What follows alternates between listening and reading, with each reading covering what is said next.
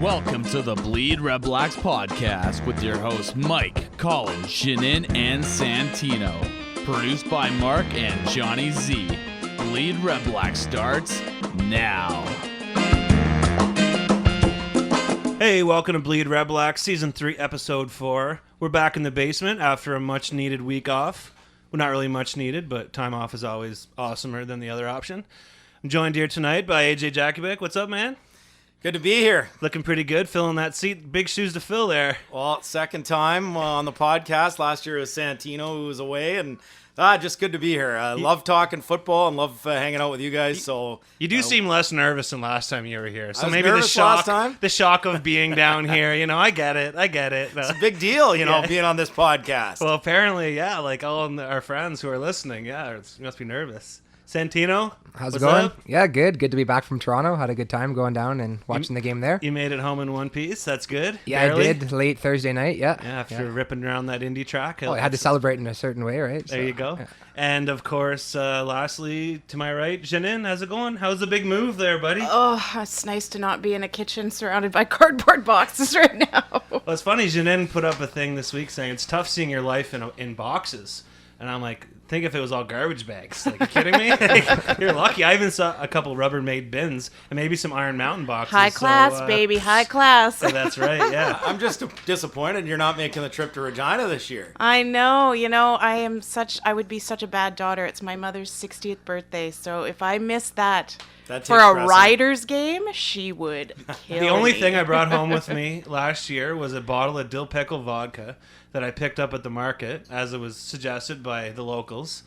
And I think that thing isn't below the neck yet, to be honest with you. But so if any of you want to come rip a Caesar break that boy out. With a hint of Let's break it out. Okay, well, next podcast again, we'll do dill pickle shots, I guess, for the Green Whites when they're over. Sounds awesome. Perfect. Yeah, we'll do a shot for every win. That'll be easy way to do it, right? So nice little Wednesday night in Toronto last week for you guys. You cruised down to see the boys play, and a few logistical issues. I'm supportive of what they're doing down there, and unfortunately the Indy wasn't on their side.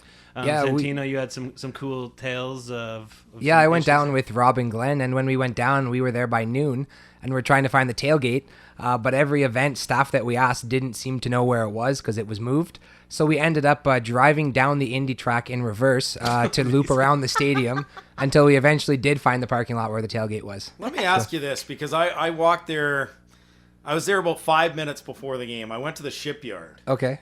So were you at the shipyard? No, we didn't get there at all because we didn't even know how to get there. Once we got to the tailgate, we thought we're not leaving here because it was just such a pain in the ass with so many things being closed. You know how you would have found the shipyard? So basically, Pokemon Go came out a week too late. Sorry, bud. So there's a shipyard and then there's a tailgate. Yeah. Okay. Well, that's good to know for next time. Next year. Yeah. Yeah. I thought you'd get the scoop, man. They don't send you memos before the game for I the big can't dogs. hang out there for hours on end. As much as I'd love to partake in the pregame festivities, there's a little bit of prep. I thought you just flashed that TSN badge and you're pretty much rocking and rolling, no? Not in Toronto. So I was there Saturday night. I went down and saw Guns N' Roses. It was a pretty crazy crowd. Long story short, played for 3 hours, and it was unbelievable. And they killed it, man. That's good to hear, because actually one of the worst shows I've ever been to is the Use Your Illusion tour. Really? Yeah, it was terrible. The best thing about that tour is the blue tie-dye tops. You know, they have the Use Your Illusion tie-dye. Yeah, kind of like, it's where they didn't know what they were doing as far as like what demographic they were going after. I wish I had one of those. They did like half their songs on the piano. And it's like, okay, I get it, November Rain, whatever, maybe a couple of songs. But, like, your Guns N' Roses, like, rock out. So I'm glad 25 years later that they're bringing it. Well, there was a lot of rock out, but let's just say Axl was still channeling his inner Liberace on a few occasions, okay? Right down to the oversized pinky ring. All right, let's roll into a little commercial action, and then we'll come back with Around the CFL.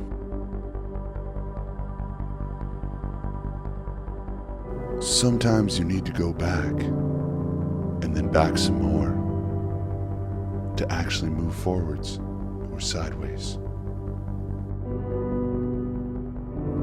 I don't mean go back as far as a streetcar, but maybe halfway back, like to the 50s. I know there are those who say that they can't take the bus. Yes, you can. You just have to be going to the right place. TD Place. Why park and ride when you can ride and park? I've been stuck at Herman Station for 45 minutes, and I don't quite know why. OC Transpo, where backwards is the new forwards.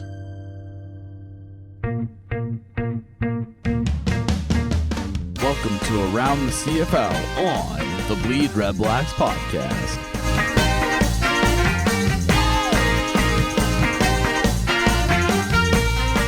Around the CFL, okay, well, let's start with Santino, who was lucky enough to head down to Toronto last Wednesday and see our boys remain undefeated. Banging 7-gram rocks, that's how I roll. Winning, I had one gear, go, epic. Winning. You can't take it away if you've got something to say. If I try to let you in, but you only gotta learn to win. Yeah, so obviously Ottawa beat Toronto 30-20. A couple key takeaways. Harris is still using cheat codes. Completing 90% of your passes is insane and a CFL record. He went 28 for 31 for 392, and he hit 7 different receivers. And the Argos found out the hard way what happens when you focus your game plan just on stopping Chris Williams. Because with the cast Ottawa has, someone else steps up in a big way. Last week it was Greg Ellingson. His 218 yards were a franchise record, and a reminder that William needs to be accounted for. So too does the rest of Ottawa's receivers. But one thing I thought was worth mentioning is that a big chunk of Ellingson's yards were after contact, and only possible because he had some really good blocks thrown by guys like Brad Sinopoli and Ernest Jackson. I think now that with like the flag crazy reffing that's kind of happening, these blocks on returns and blocks in any situation are scrutinized to like the whatever degree, and those valid blocks are more important than ever. You're not getting away with anything anymore. No. Well, and I think one of the big things we've seen with the flags, because it's a big story going into week 5 for Ottawa, and 55 penalties, 19 last week. I mean, even Derek Taylor from TSN, who does a great job with his numbers segment. Yeah, he's doing an awesome job this year for sure. Yeah, and I mean, he looked at a few plays and was saying, okay, well, is this really a horse collar on Pruno? Was that really a hold on God? So, I mean, even other neutral people around the league are taking notice that it wasn't 19. But one of the things I looked and broke it down today, 9 of those penalties, and they lead the league in either defensive pass interference or illegal contact on the receiver.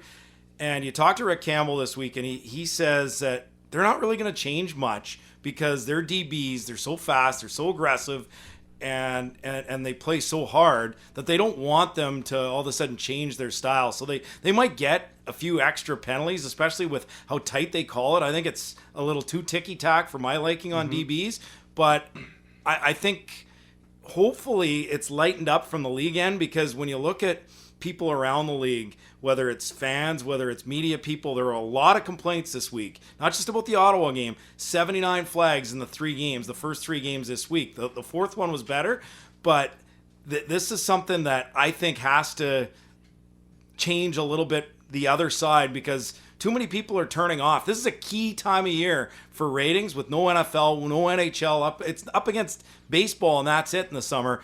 And when people are turning the TV off, that's not good. So I think we're going to see maybe a little bit of change. Hopefully, we'll see a few fewer flags in the coming weeks. Yeah, absolutely. Another thing, that a good takeaway for the Red Blacks is that they doubled their season sack total. They'd struggled to get pressure for the first few games, but they took down Ricky Ray 4 times. In addition to the pass rush, the defense did a great job against the run, holding the Argos to just 35 yards on the ground.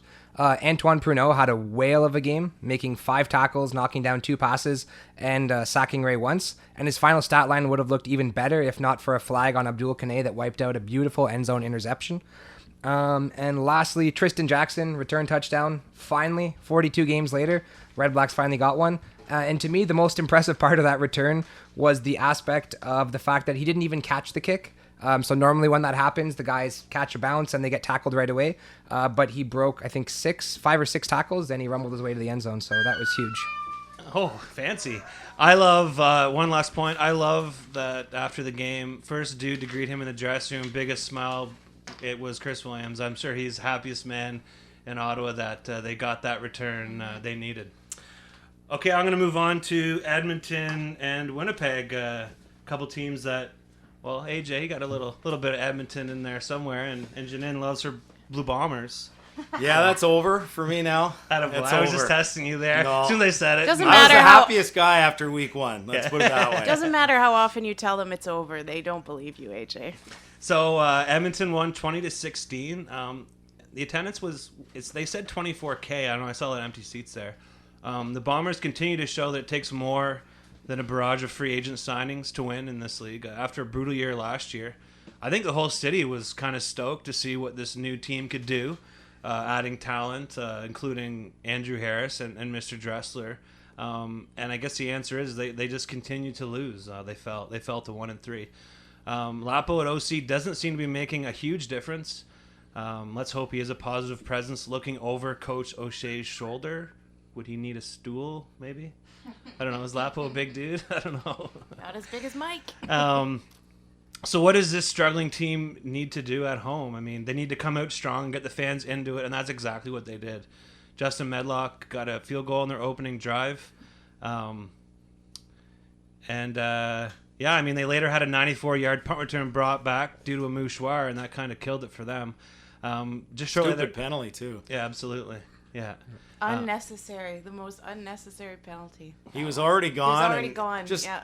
smacks him in the face. Yeah. Like, what are you doing? Yeah. Well, going back to Ottawa's game, Ottawa was really lucky that Brendan Sermons didn't get called for a block in the back just at the end of Jackson's return, because it was pretty close to running him over right near the end zone. He may have not seen the numbers, but yeah. It was pretty close.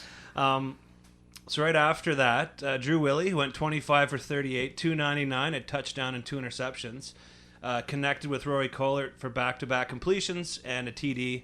Okay, awesome. We're up 10-0. Yay, go Winnipeg. Okay, so that was cute. So time for Mike Riley and company to go to work. Let's be honest.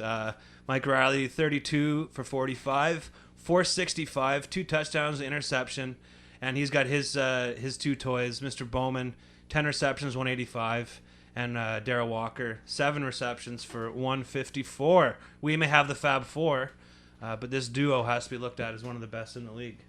I just have a quick question, guys, and I know it's hard for us to be objective because we're all, kind of we're kind of, rooting for Ottawa, but it's killing me that Riley keeps getting posted number 1 in the QB ratings week after week after week, and I'm just wondering, am I the only one that's getting pissed off about this? I think they just do it for controversy and just so people read it and talk about it.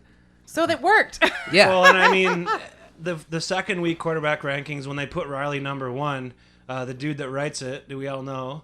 Even Mitchell is ahead of Harris. He right said that Riley was a number 1 quarterback because he now has enough time to recover from a long training camp. Like that's your argument to support number 1. Okay, let's say it. Come on, Mr. Dunk, you can do better than that. I guess the question is, are we ranking them in terms of their season, or are we ranking who we'd take?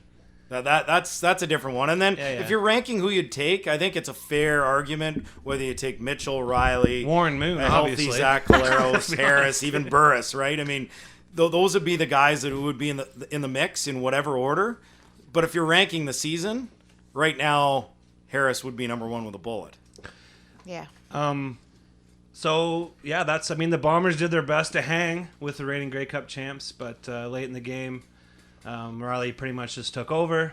And why should we care? Well, Canada's got they have one of Canada's best running backs, Andrew Harris. Despite having a tough game off the line, he did manage to come out with 110 yards from scrimmage. Next, we go to this game. This is going to be a real awesome one to talk about. Yawn. Buckle up. Hamilton, 31.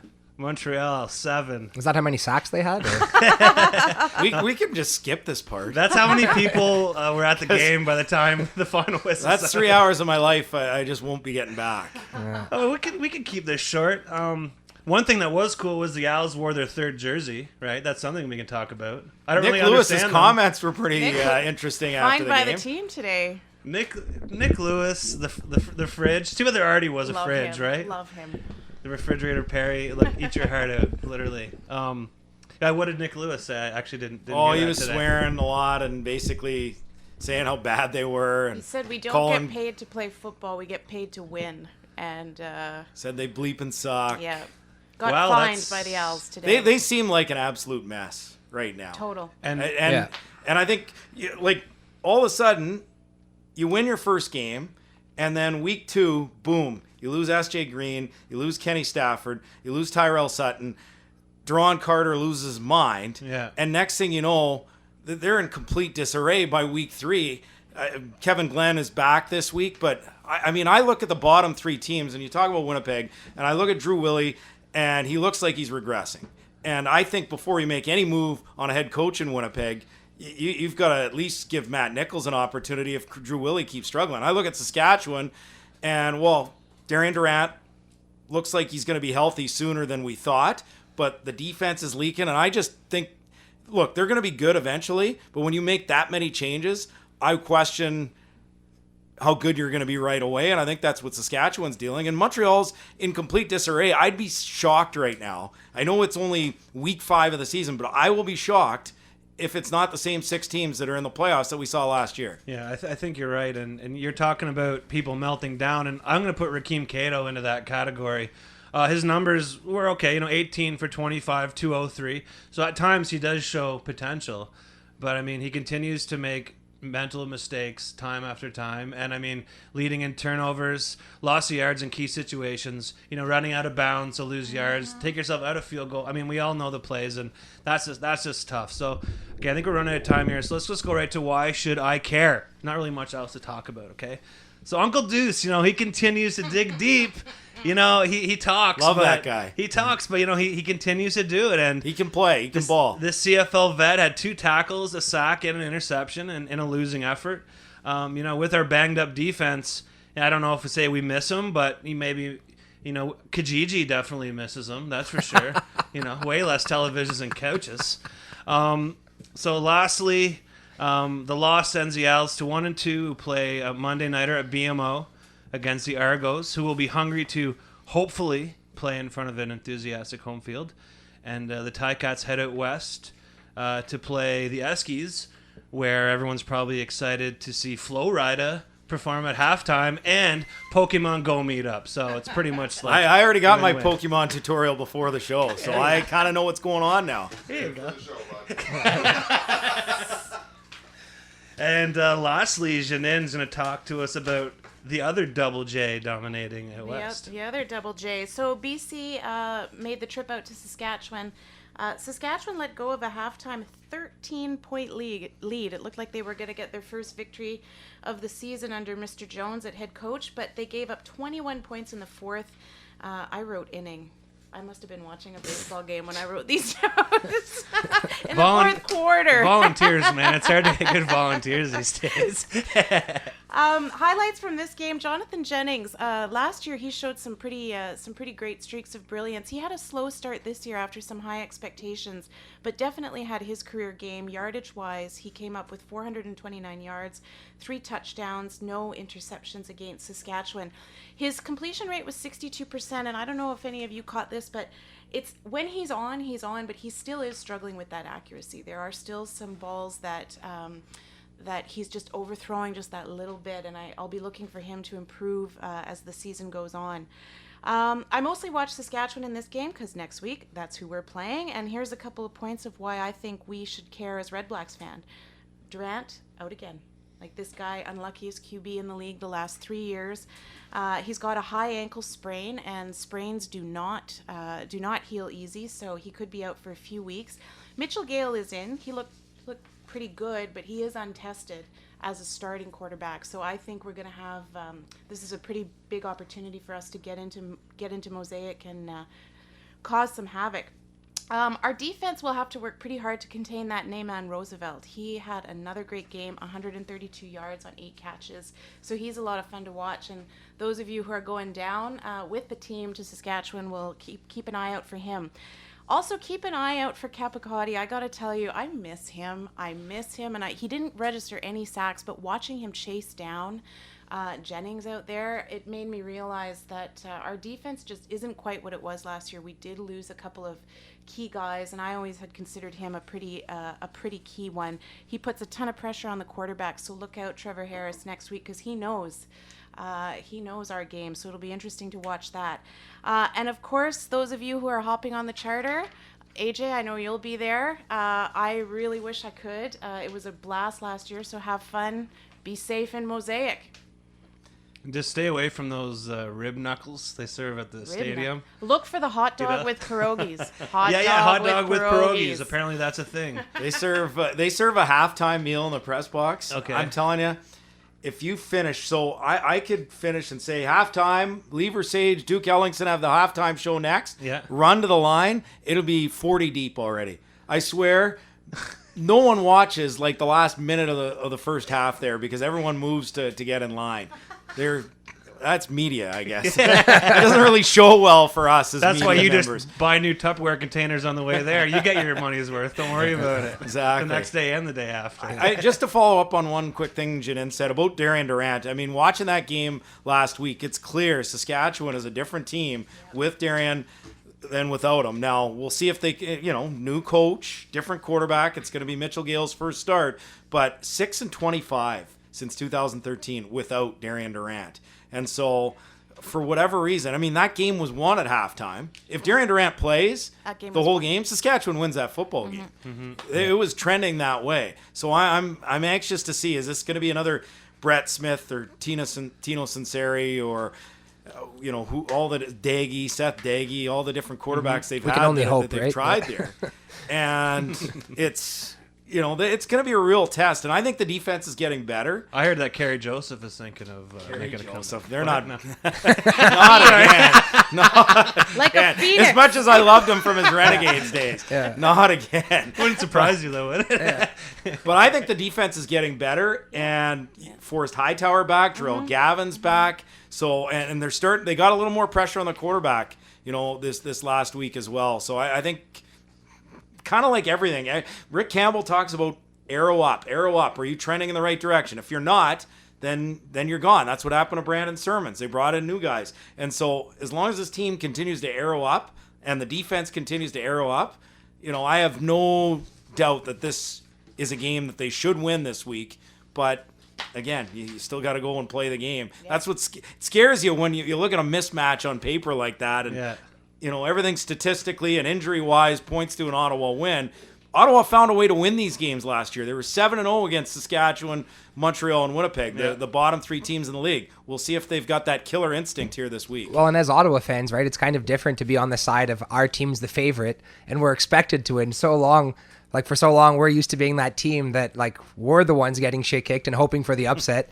But now it's like we're favored and we should win. So, I don't know. It's different. Those are the nerve-wracking games. Yeah, exactly. Okay, well, thanks there, team. We're going to rip off into a little commercial and then come back with more of the same talk. We're going to get into a little game preview brought to you by the Round Table. Let's do it. Bruh, trying to get jacked while being vegan is super annoying. Almost as annoying as my new roommate.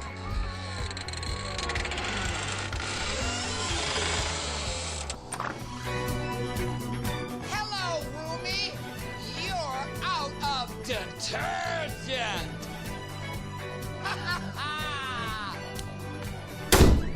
Still, not as annoying as overpriced, unpronounceable buckets of animal protein powder. Ew.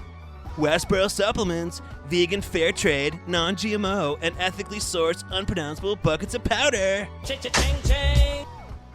Welcome to the Coaches Roundtable on the Bleed Red Blacks Podcast.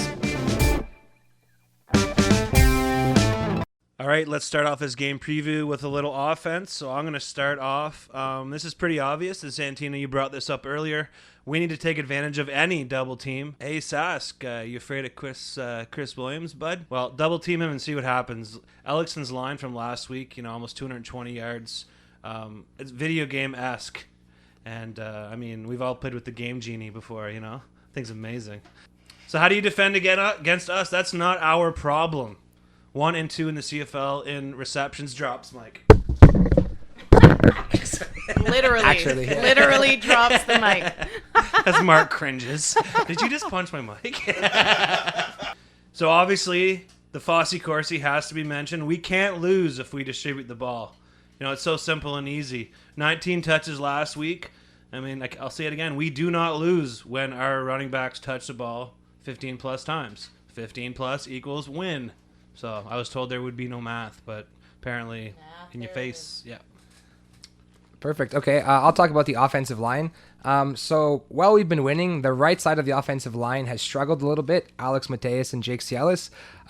This week, Jason Seguin comes back off the 6-game injured list. I'm not sure if he's going to be ready to play this week. I don't even know if he's going to step in. But he did take over for Mateus in the first game, and he finished that game. But then he got hurt, so he didn't keep playing.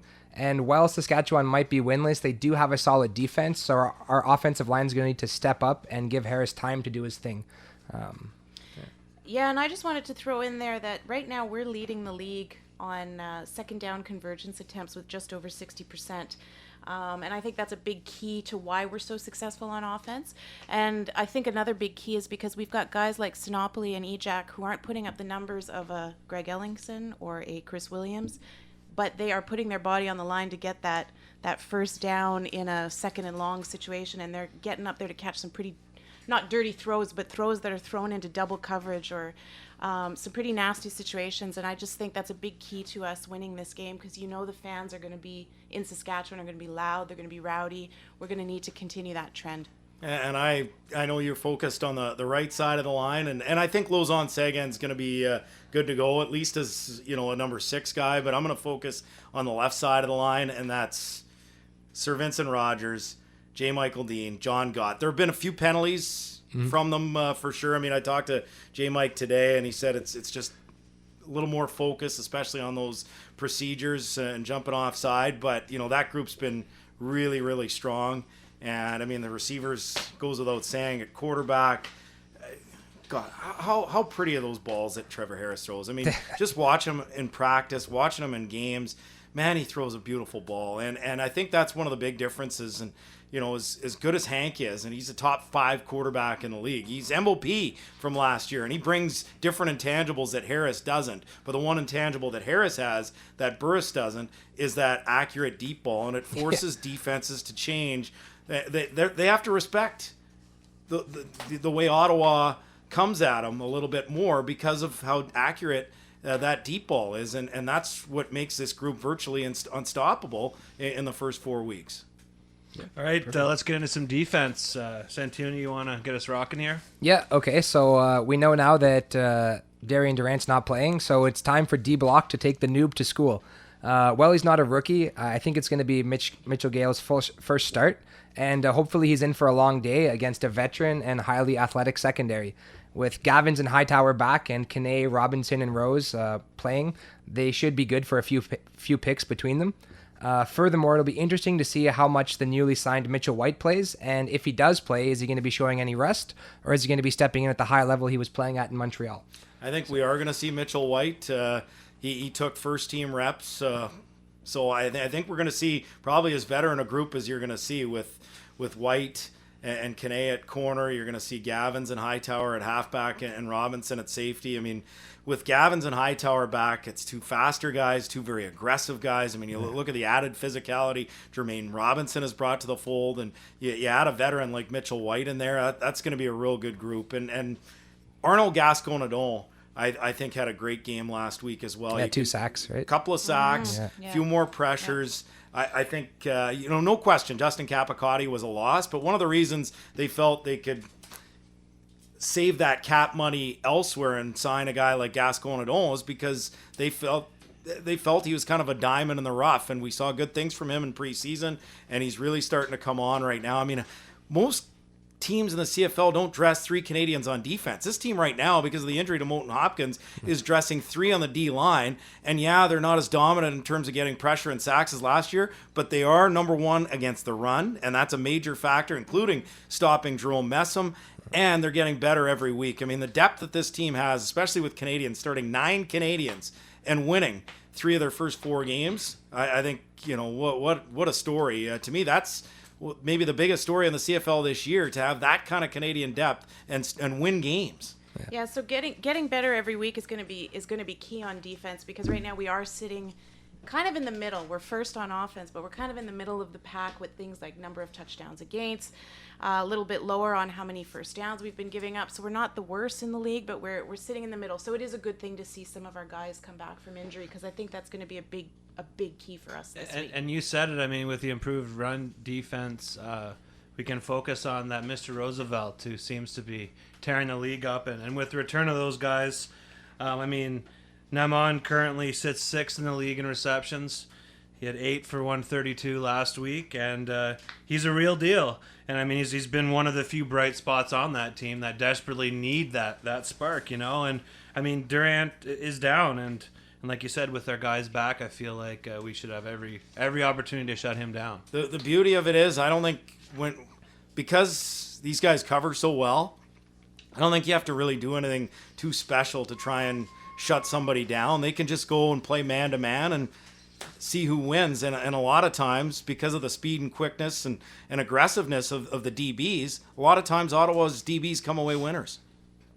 Perfect. All right, let's get into some special teams. So all hail the Honorable Lord of Beaumont, the King of Mississippi, the punt return wizard, His Grace, Tristan Jackson. Not sure what Bob Dice put in the Kool-Aid, but I'm pretty sure I had some at the GNR concert, I got to be honest with you.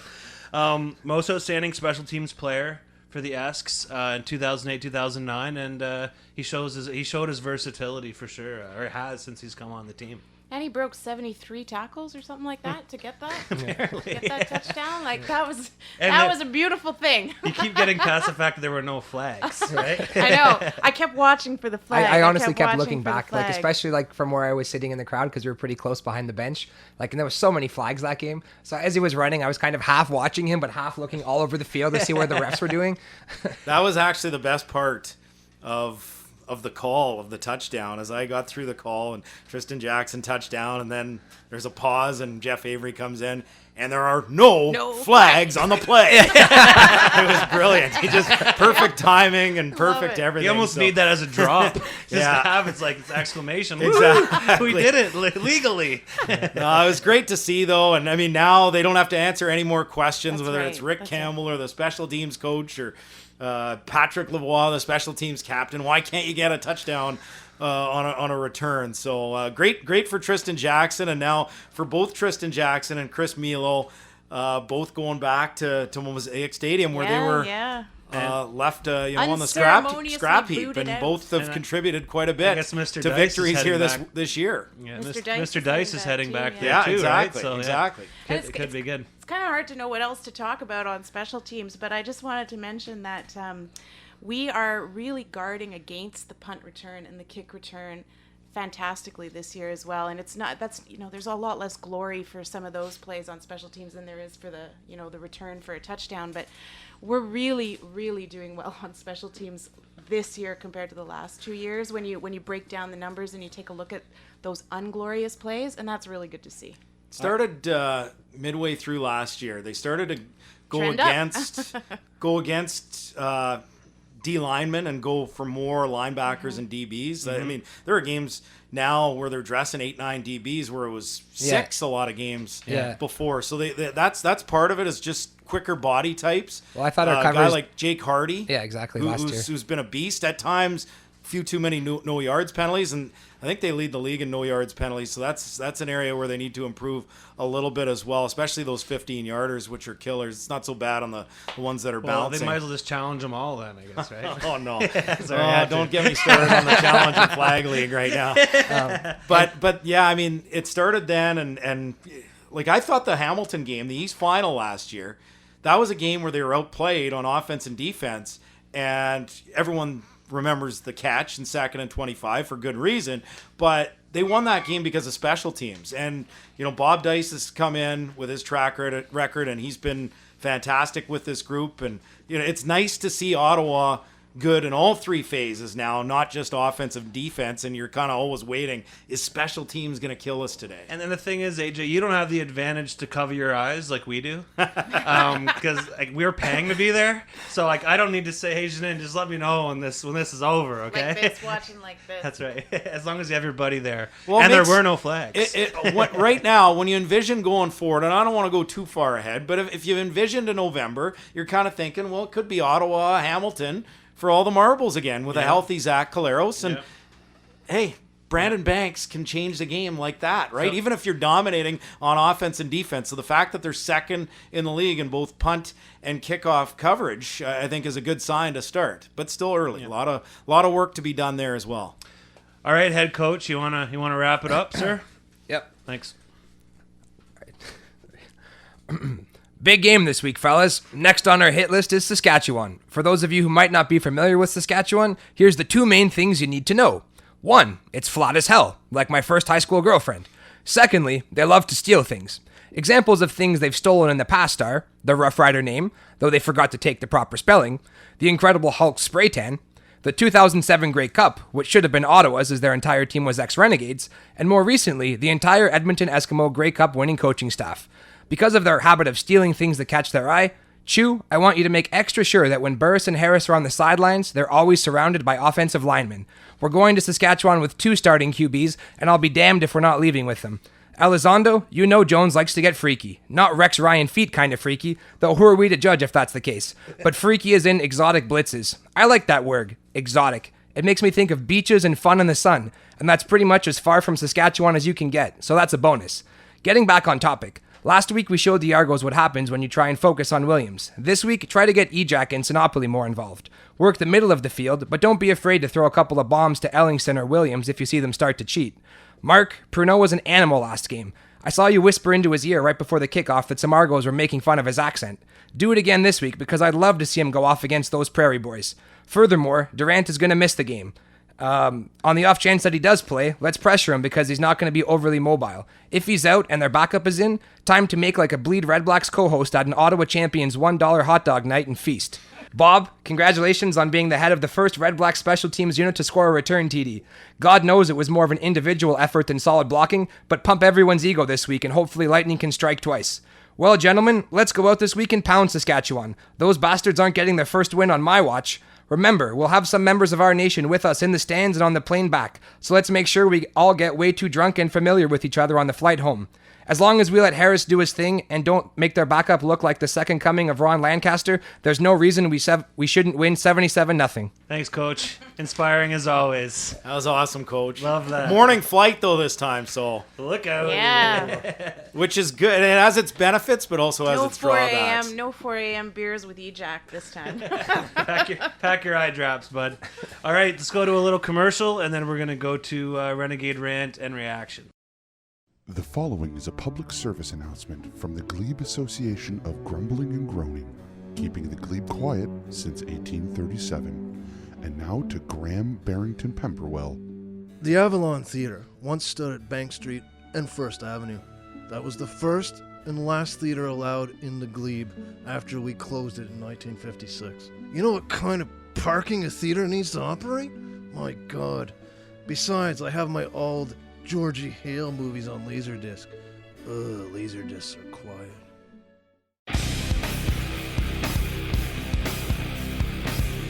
Welcome to the Red Black Renegade Rant with Santino Filoso. Ever heard the saying, don't kick someone when they're down? Because apparently many fans and media around the CFL haven't. I'm referring, of course, to the Toronto Argonauts and how people around the country seem to enjoy shitting all over a team that, while in trouble, is making a concerted effort to put its best foot forward and to improve its condition. The irony of fans around the league making fun of the Argos' off-field plight isn't lost on me, especially because at one point or another, literally every team in the CFL has either been bankrupt, folded, on life support, needed NFL money, hey Saskatchewan, or held a telethon, hey Saskatchewan again, to survive. So get off your high horse because your team really is no better. Do the Argos have attendance issues? Absolutely. Are they an afterthought on their city's sports scene? For now, though I'd argue that perception is changing. Are Argo fans terrible? Hell no. And more importantly, does the team know that it has issues and are they working to fix them? Yes. And that's where the rest of the people who cover the CFL need to realize that the Argos' current owners in their first few months are making up for decades of shitty ownership and marketing. Under MLSE, the Argos have completely rebranded themselves, and for the first time in recent memory, you can actually see Argo ads all across the city, on billboards along the Don Valley, at subway stops, and even entire streetcars. The Argos have also introduced a tailgate that, while not perfect, is a massive improvement over what most teams in the CFL offer. In fact, other teams would be smart to copy the Argo tailgate experience because it's a perfect way to tap into that coveted millennial demographic. As someone who experienced it firsthand last week, it was a blast. People could bring and cook whatever they wanted, and beer was ice cold and a reasonable $4 a pop. But despite the best efforts of the new ownership and management, the Argos still aren't getting a ton of help from the league itself. For a struggling franchise looking to expand its fan base, the league certainly did it no favors scheduling a Wednesday night game. In fact, the Argos actually have 3 more Monday night matchups and another Wednesday night home game. That's just poor optics because those games would be tough draws even in a city like Regina. No other team around the league has a home schedule as terrible as the one the Argos were dealt this year. And while I get that it isn't the media's job to do PR work for a team, it certainly doesn't help when major journalists make bombastic proclamations and ridicule an already struggling team working to right itself. Yes, you Sportsnet hack that I refuse to name, I am talking about you. The Argos will eventually right the ship because they know where they've sprung leaks, and with time, it will get better. So can everyone take a deep breath and exercise a bit of patience with the team? The CFL is a stronger league with a stable Toronto franchise, and if you can't see that, it's probably because you're too busy looking down on them. Good stuff. I got a couple things to add. Number one, as much as I hate to give the CFL schedule guys credit because there's some things that just drive me up the wall, like the fact that Ottawa for the second year in a row is playing Hamilton and Winnipeg to end the season. Why can't you have one game in the first 9 or 10 and one game in the last 9 or 10 and just it changes competitive balance. Ottawa benefited from it last year. They didn't have to play Drew Willie. They didn't have to play Zach Collaros. They got lucky on that regard. So I don't want to tap that guy on the shoulder and say good job because he needs some work. But because of the BMO renovations, Toronto FC started with 8 games on the road. And so that's a big reason why they're playing a ton of home games the rest of the year, and it affected their schedule. And because of the turnaround time, it takes a lot more in terms of the turnaround from football to soccer than vice versa. That's kind of why they're getting screwed on dates this year. But absolutely agree with you. I think, it's going to take time with Toronto.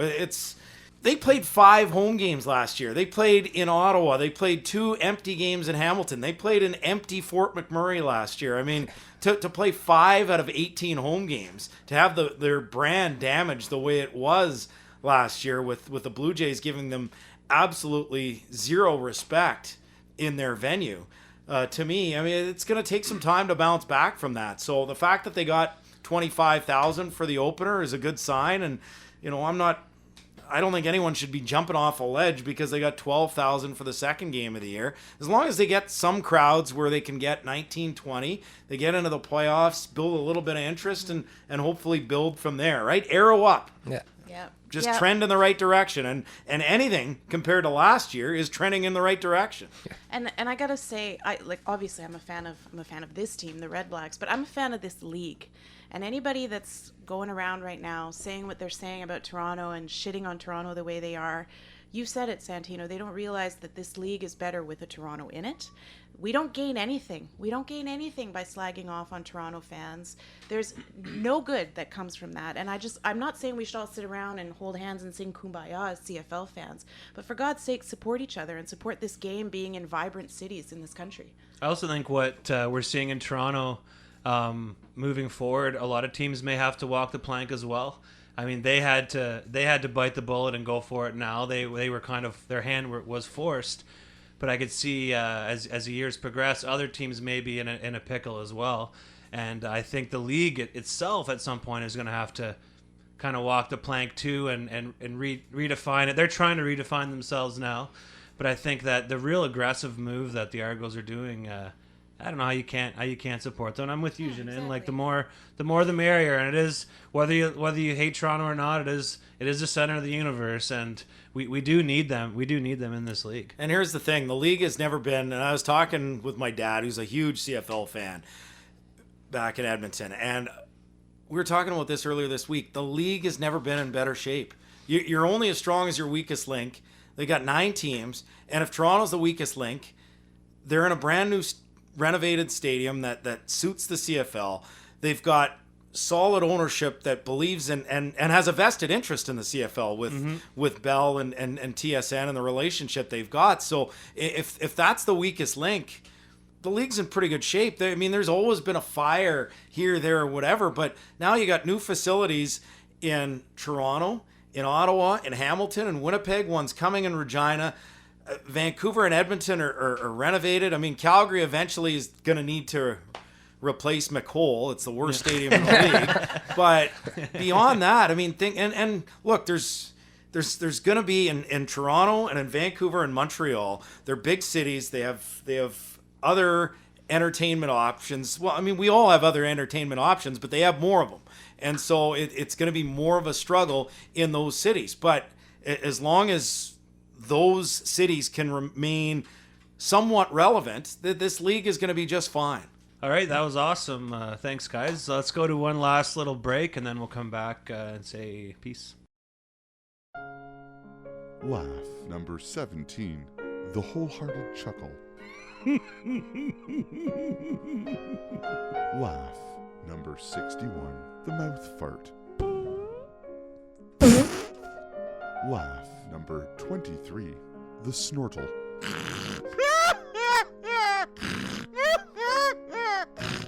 Laugh number 37, the pretentious yacht club. Laugh number 49, the producer Mark.